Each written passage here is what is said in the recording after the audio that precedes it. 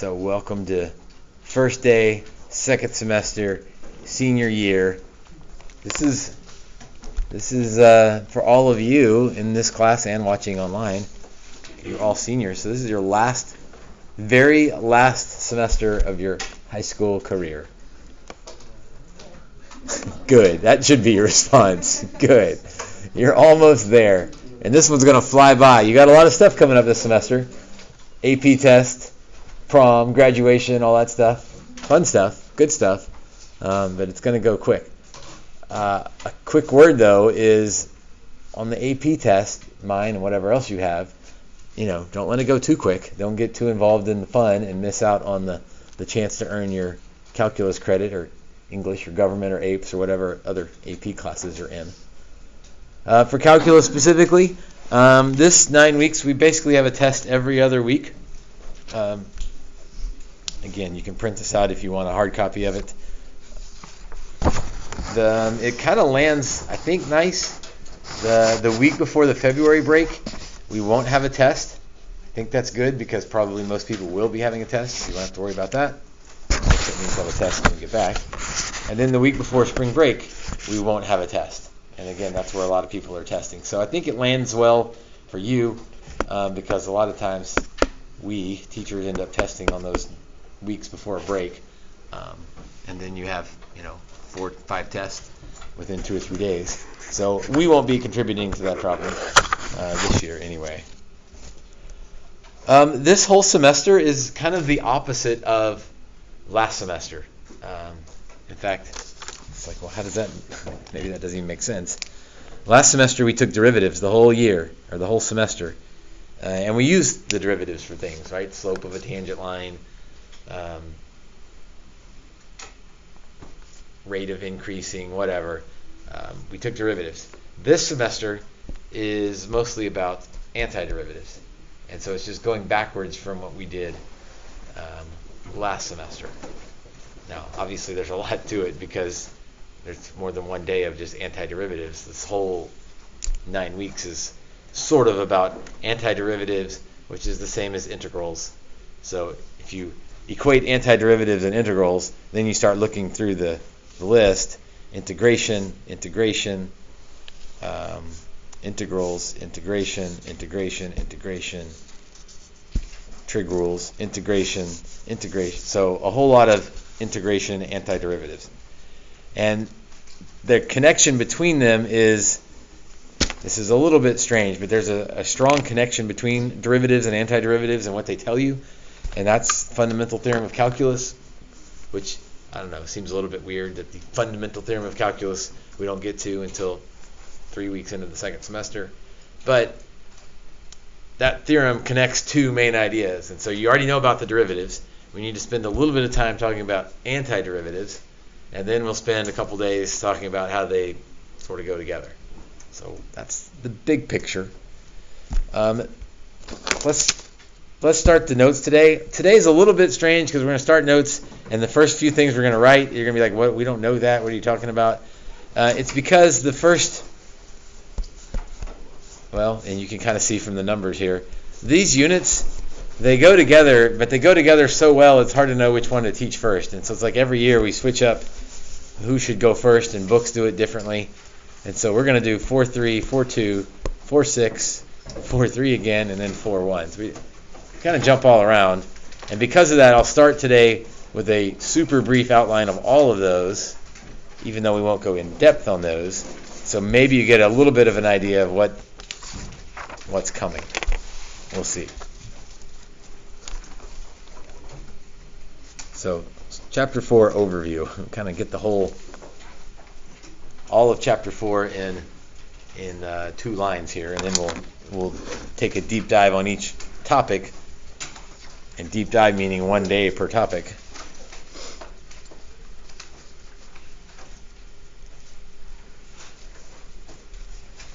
All right, so Riemann Sums. We'll talk about that that's tomorrow.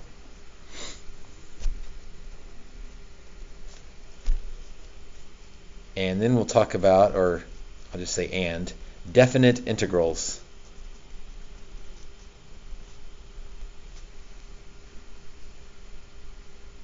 talk a little bit about that today, and then a little bit about it on Friday. Like there's so much, it's so interrelated, it's hard to figure out how to break it up and then piece it back together. We'll talk a little bit about area.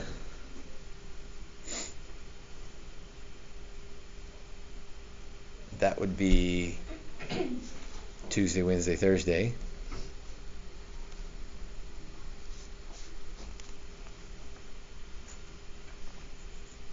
And then sometimes that area will use geometric formulas.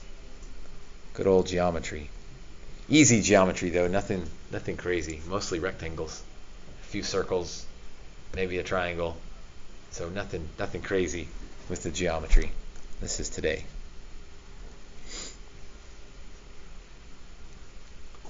So a little brief word on each of those. Riemann sums means adding rectangles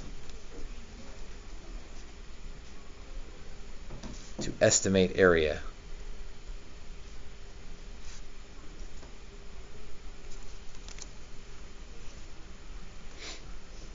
Again, we'll do that tomorrow. We'll take an area. Today we're going to find the exact area. Tomorrow we're going to estimate the area, which seems maybe backwards, that we'll do an exact area first and then we'll estimate. But the rectangles are easier because they're all rectangles. Today we have all sorts of geometric formulas. And because it's an estimate, put the little squiggly equal sign, meaning like approximately equal to a definite integral. So that sign, I don't know if we've seen that sign before. Some of you have seen it. I may have seen it in passing. That's an integral sign from a to b of f of x dx. Again, we'll worry more about, well, we'll talk a little bit about what that means today. And actually, part of what it means is the area under f of x from a to b.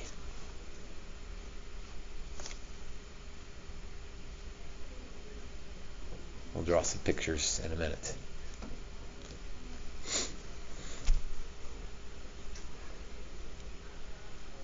And then sometimes that will equal, like if the shape is nice, sometimes we can use a geometric formula like length times width, or pi r squared, or 1/2 base times height.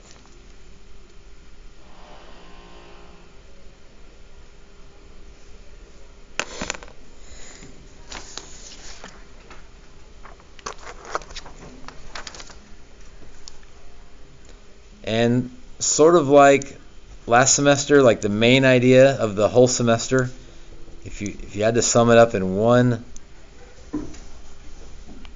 I mean, there was a whole lot more than that last semester, but that's sort of the overriding thing the entire first semester. Derivative tells you slope. Well, the second semester equivalent is that the integral tells you area.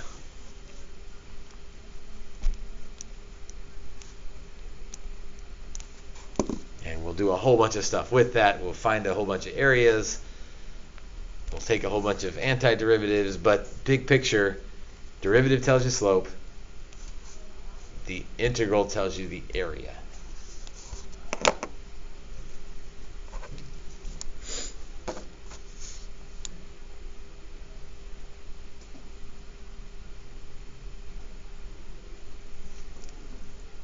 Now again, that's sort of the big picture overview of the whole unit.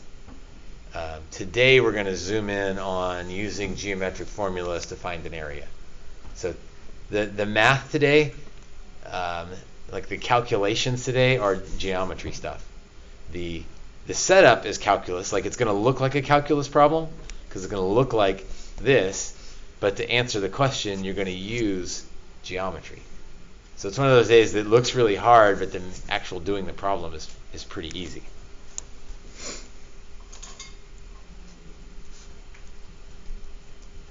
So that's enough to work some example problems.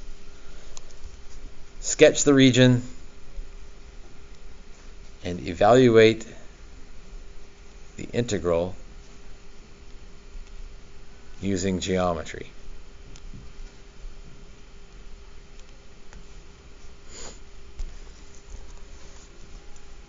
So, example 1. The integral from 1 to 5 of 3 dx.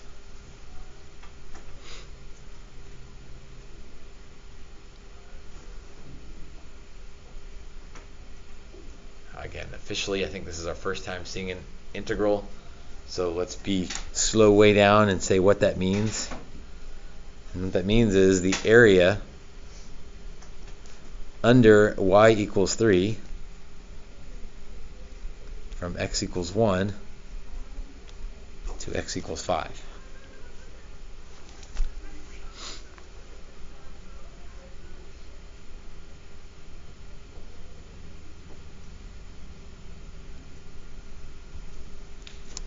So sketch the region, evaluate the integral using geometry. Later on, like even later on this week, we'll know a different way to evaluate this. But for now, we're not really going to use calculus except to understand what it's asking. The calculus helps us understand what it's asking. And then we'll use geometry to find the area under y equals 3 from x equals 1 to 5.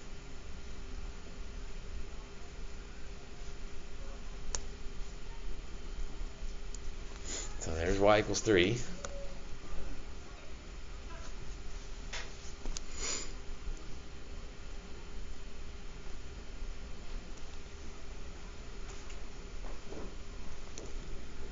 So from 1 to 5, it's asking us to find this area.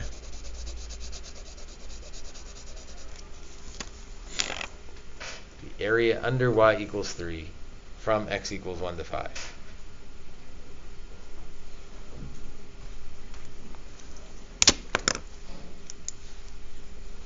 So what shape is that?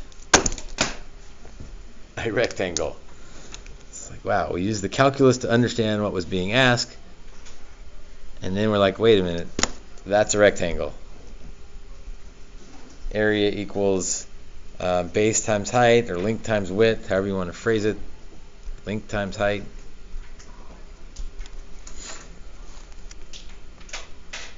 So, how wide is it? Be careful.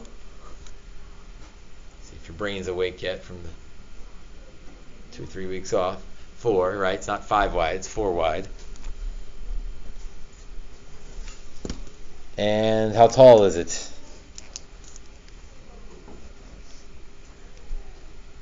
It's 3 tall. So the area is equal to 12. That means we just did some calculus, but we did the calculus using geometry. This means that the integral from 1 to 5 of 3 dx is equal to 12. We didn't really get there using calculus. We really got there using geometry. We'll get there using calculus later.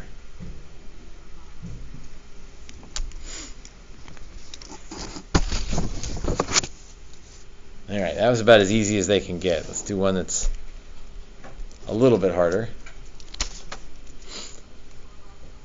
The integral from 0 to 3 of x plus 2 dx.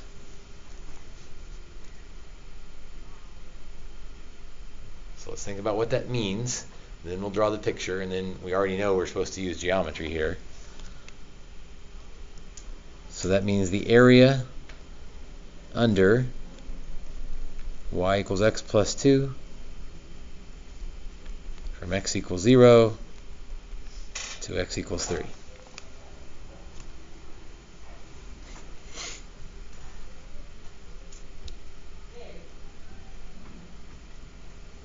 you probably know I don't expect you to write this out every time, but I do expect your brain to think that. When you see this, your brain needs to think, okay, I'm finding the area.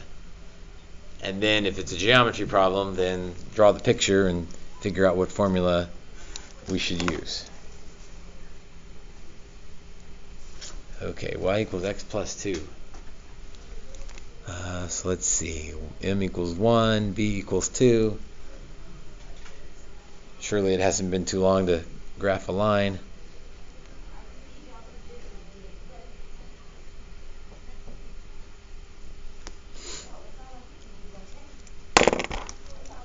So we'll begin at 2, and then our slope is up 1 over 1.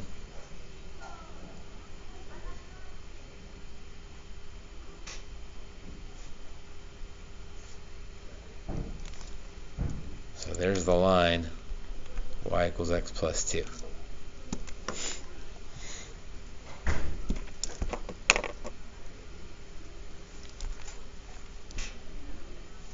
And we want the area under that curve from 0 to 3. So 0 to 3.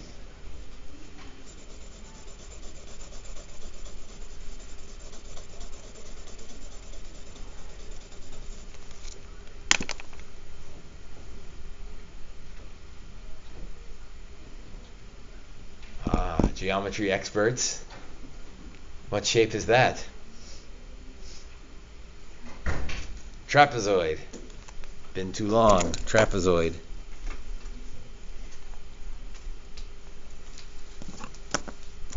In the area of a trapezoid, you may not remember this formula, but the formula might make more sense now than it ever has. The formula is the width, but it's not times the height, because I don't know which height to use. It's the average of the heights.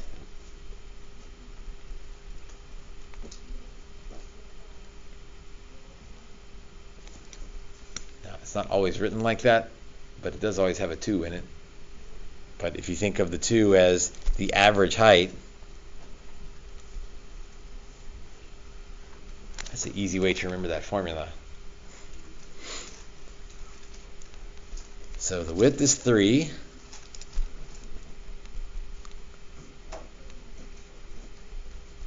And then the average height. Well, I got height number 1 on this side. So what's that height equal to? 2. That's the easy one. I got height 2 on the other side.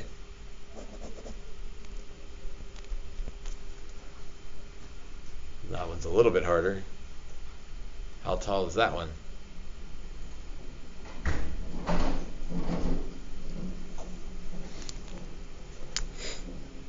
A couple ways to get there.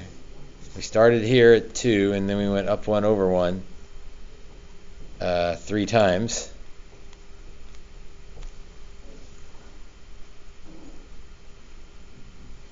Or you could just say, well, it's the function evaluated at 3. So if I plug in 3, I get 5. So that height is 5. Again, if you graph it neatly and carefully, you can get it from the picture. If you don't graph it so neatly, then you got to figure out another way to come up with that height. I guess we could be lazy and safe stop that, and not lazy, efficient. And just say there's our answer. That's the area.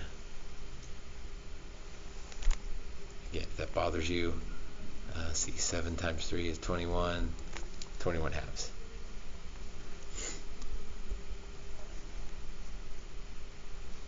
So the math today is, well, there's 2 parts. There's recognizing what it's asking, that's calculus, but then evaluating what it's asking today is going to be geometry. Later we'll do some other things to figure out this integral, but today it's just going to be geometry. All right, let's do one more, and then we'll do a couple together off of the homework to make sure you understand the instructions. Integral from negative 2 to 2 of the square root of 4 minus x squared dx.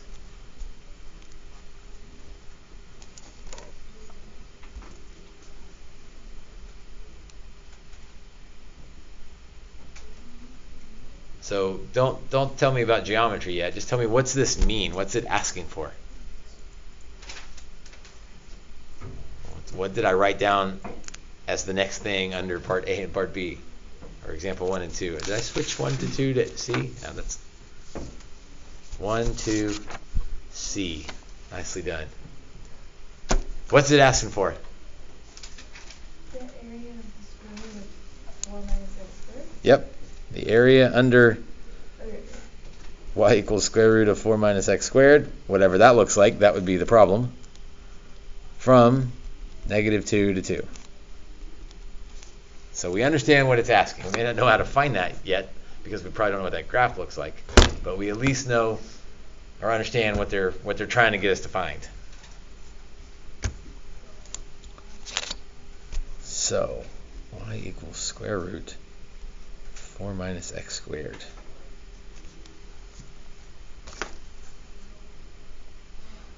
Most of us don't have that in our, repertoire of parent functions. That's not one of the standard ones yet.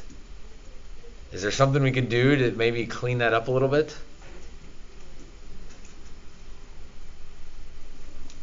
What could we do to get rid of the square roots, or the square root? Square both sides. This might be one of those things you're like, well, how do you know to do that unless your math teacher told you? Y squared equals 4 minus x squared. I say we're getting close to something that I think you will recognize, but maybe nobody recognizes it yet. How do you know it's a circle?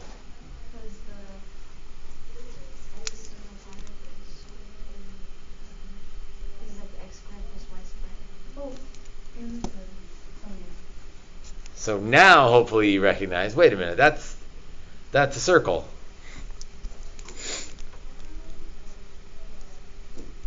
And the circle was the center at pre-cal experts.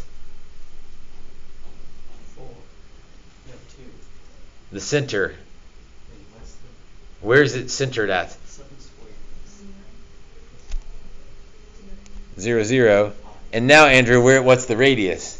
2. Because x squared plus y squared equals r squared. So it turns out that's a weird looking formula, but it was kind of a doctored form of what we maybe knew, sort of. Although we do need to be careful because these are not exactly the same, because this is a circle. If we solve this for y, if we sort of work backwards and we put the square root on, we'd have a plus or minus square root. The plus would give us the top half of the circle.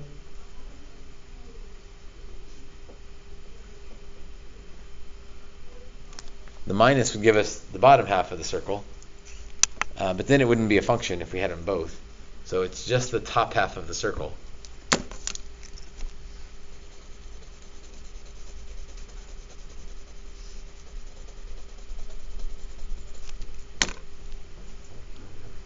So the calculus tells me find the area under that curve from negative 2 to 2.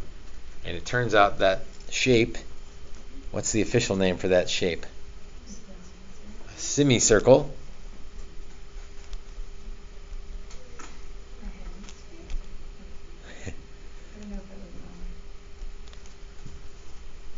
So pi r squared is a circle. How do I adjust for this being a semicircle? Yeah. So my area formula would be 1/2 pi r squared. So 1/2 pi times 2 squared. And again, if you're feeling the safe stops, be done there. Let's see, that would be 4 pi over 2 would be 2 pi.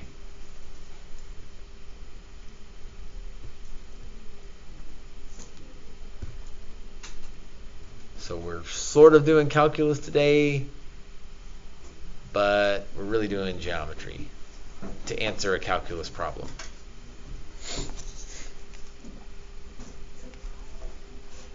All right, assignments 273, 13 through 31 odd. This is going to go really quick for many of them because on 13 through 21, I want you to set up the integral, but do not evaluate.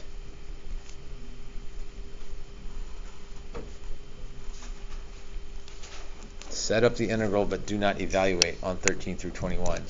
We'll do a couple of those together in a minute. That's not an uncommon instruction, even on the AP test. They may want you to use your calculus to set something up, and then sometimes after you set it up, you're like, I don't know how to solve that. But if that's the case, they'll say something like, set it up, use your calculus knowledge to set it up, and then don't evaluate it because it's too complicated. That happens even on the AP test. So they give you something crazy, you use your calculus knowledge to get it set up, and then realize, we'll stop there because it's too complicated to go after that. You just said we're going to do one. Yes. So let's look at number 19. 273. So you can go out of order a little bit here. The reason I want to do 19 is that you could actually solve 13 and 15. You could actually integrate or find the area. 19 looks like this. F of x equals cosine of x. And they give you the picture, so if you don't remember what cosine looks like, they kind of bail you out here.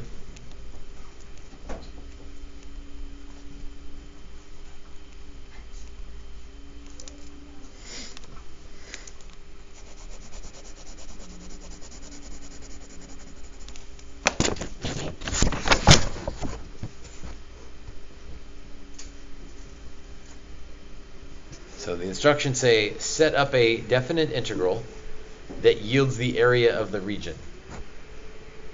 So it's a little bit backwards from what we were doing. We were given the integral and drawing the picture. Now they're giving you the picture and asking you to write the integral. So the integral of, so what are we taking the area under?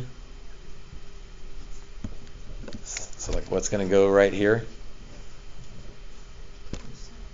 Cosine of x, because that's what we're taking the area underneath.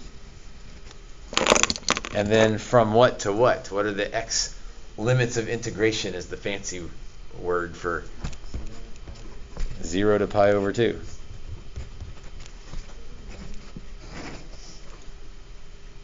And so that would tell us the area. Now, we don't have a geometry formula for that because that's not a quarter circle. It kind of looks like it, but it's not. That's not a circle or a quarter circle. And so we don't have the geometry knowledge to know the area. That's why it said set it up and be done. So 13 through 21, you're going to write the integral and then be done. You don't have to go any further because some of them you couldn't go any further. Why is it cosine again? Is it just because it's down? Is that Because, why is this cosine? Yeah. Because we're taking the area under this curve, and that curve is cosine. Oh. So under the cosine curve. Oh, okay. Sorry. Also, I have a question. When you write the integral, the numbers on the top and bottom, which one, how do you know which one to put on the top? Oh, good question. And I know that's silly, but... No, it's not silly, because it's something that people will mess up later. So I'm glad you asked. Like, how do you know which one goes where? Mm-hmm. Put the smaller one on the bottom, the bigger one on top. Oh, okay.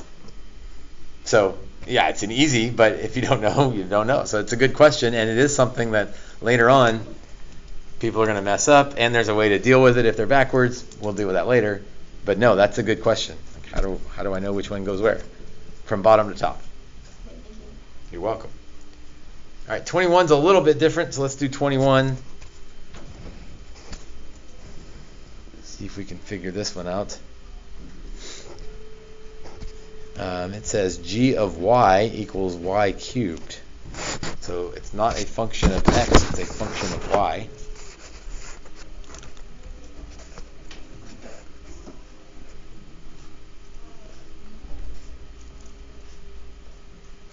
So if we cube y, if we cube 1, we get 1. If we cube 2, we get 8.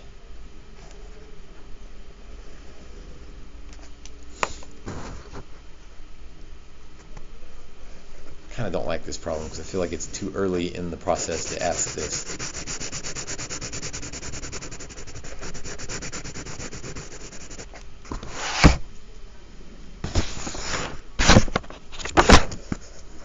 There's our picture, and notice that it's shaded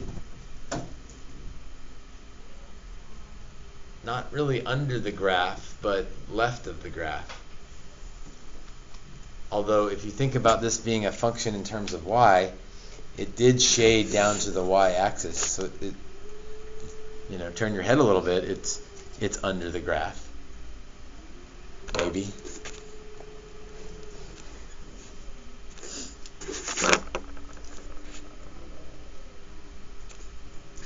So this one's going to be a little bit different. Any guesses what will... man, we got to fill in a lot of stuff here. It's 0 to 2.